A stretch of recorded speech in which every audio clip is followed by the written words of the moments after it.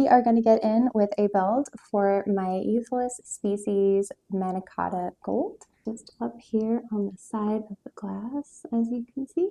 Here's a better look at them. We are going to do a build for them.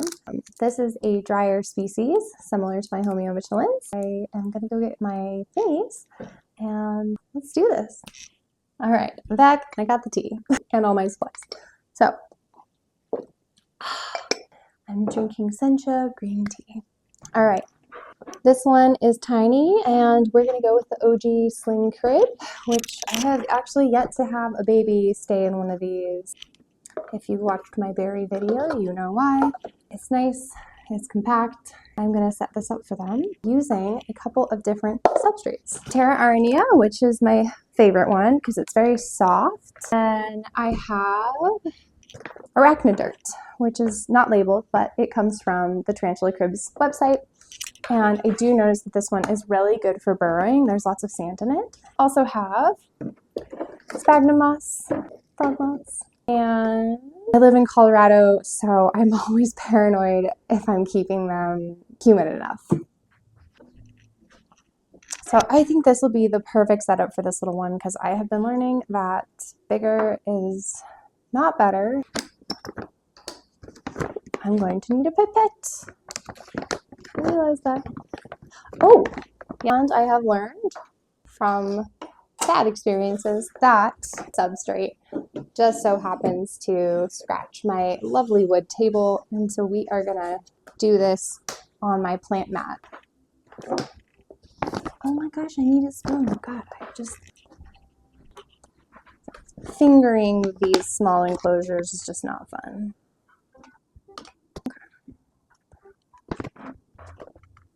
I'm a bit of an OCD girly. Don't judge me. Here's that Terra Aranea.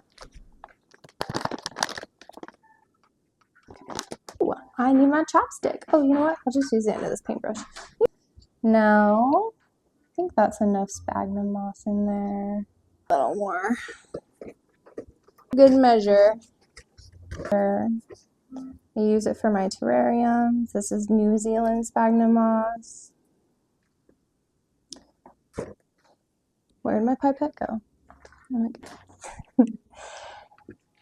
I have watched a lot of videos from the Darkton, Tarantula Collective, and Tarantula Cat. So if you guys ever see my videos, just know you have inspired me so much. And builds and enclosure setups are how I like to mirror mine. I feel like I do like a combo of all of you. I don't know. I'm adding a bit of water, and this is just plain tap water. I haven't noticed any issues with the tap water for my teas, though it does leave water stains on the sides of the acrylic, which isn't the funnest thing. Dandy dandy chopstick, I'm banging on the crystal. All right.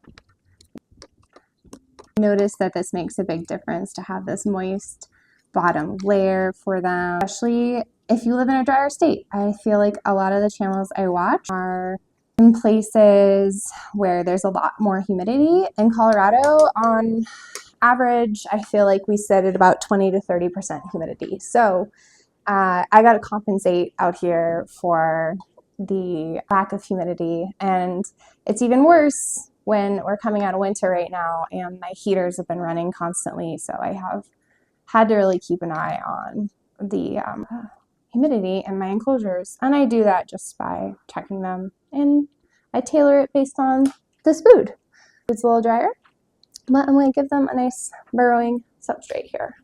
All right, so now we're going to come in with a little bit more Terra Aranea, and I do watch out for those like big pieces of bark since there's such a little spood. And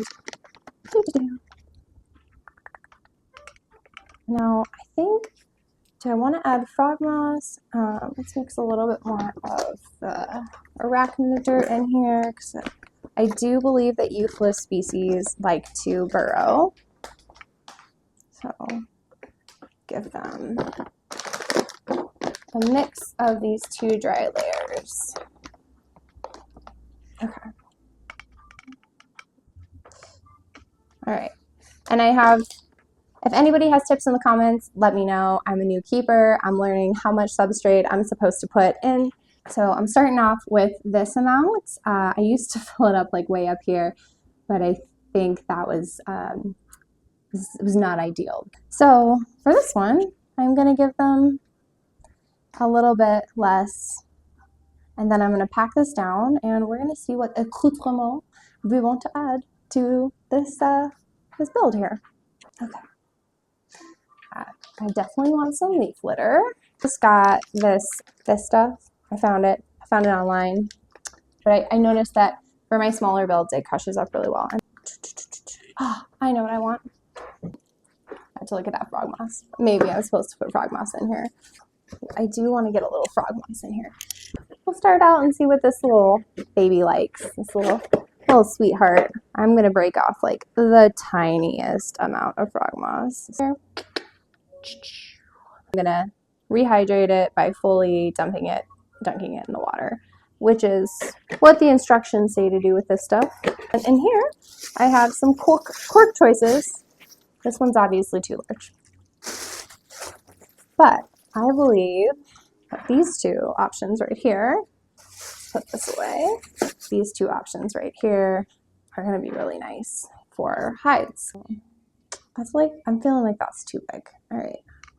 I'm liking this one right here. And then I'm going to tuck it in the corner like that so I can still see them if they're hiding there. I like to do a little pre-made burrow. There we go. You may use that cork bark as you so see fit. All right. You know, I'm going to break up this piece of cork bark because I think that'll be nice food for the springtails. Here's the finagling part.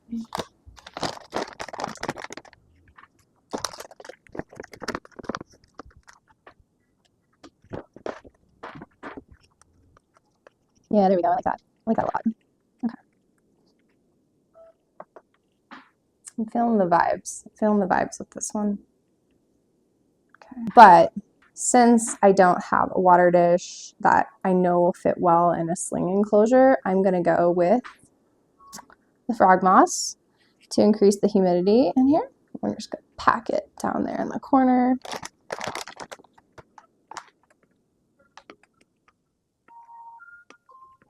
Yeah. Okay. And obviously they're going to redesign this whole thing, but we've got there.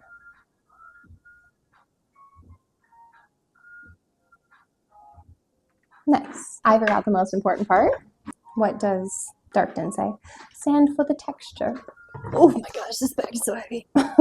We're using Exoterra Stone Desert, which definitely scratches my wood table. So if you are doing this at home, I recommend a mat, or else you'll have little pieces of sand that just table and scratch it. Unless you have a table you don't care about, in which case, go for it. Let's do a little sprinkle. Ooh, it looks so nice. Yeah. Oh yeah, and then there's a couple pebbles in my corner. There we go. Oh, yeah. Darkton's right. The sand for the texture really does make a piece de resistance. It's the cherry on top. And I forgot the leaf litter, which is going to be beneficial for my little springtails. If it's sticking to my fingers. No. There we go. Okay. I'm a mess. I'm sure I'll get better at this as I YouTube longer. Here comes the exciting time. Tarantula movement time. Whoops. And the final step. We're going to spritz this down because they could be thirsty. I did just get them from an expo, but I never know. Okay. This is what we're working with. I feel like it looks like Pride Rock right there. Just like, you can see it, Pride Rock. Ooh.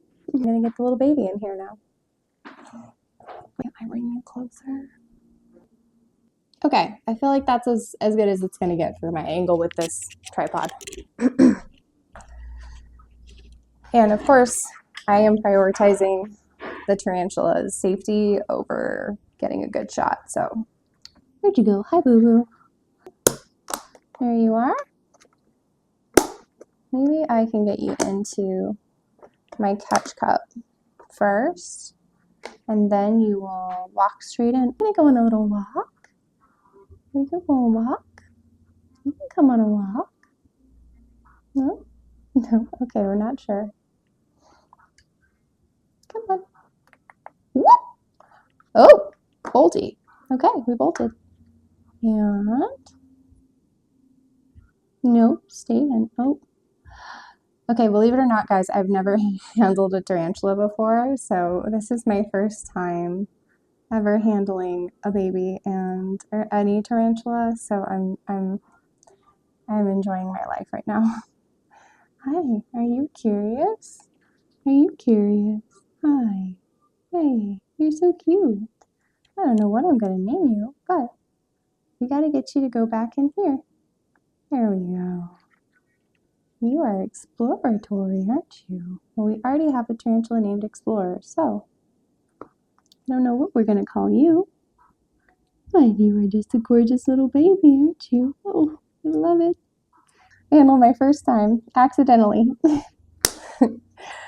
All right, here's our little boo-boo enclosure, and they are just so pretty. I'm in love. I'm in love. Gotta come up with a good name for this one. I don't know what we'll name them yet. There they go. More pack because I realized I forgot almost my most important part, which is my springtail collection.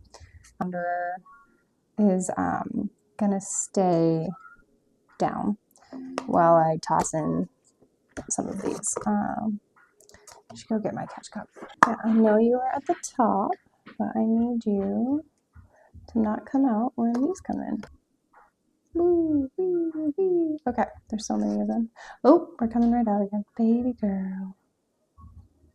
Let's not do that. You are just determined to walk, aren't you? That's okay. Just let's not go up my finger. Oop. Okay. We're a little scared. Let's see if I can get her to go back in here.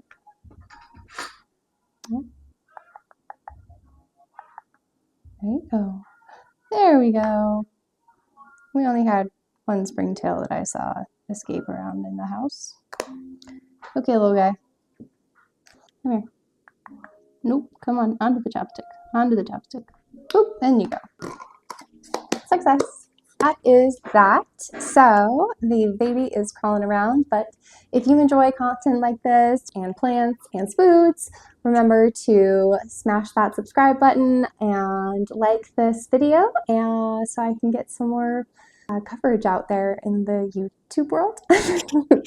Book Plants and Spoods, or Danielle. And thank you for enjoying this rehousing video. They're so baby, so cute. Ooh, look at us. We are happy. So cute. Love this.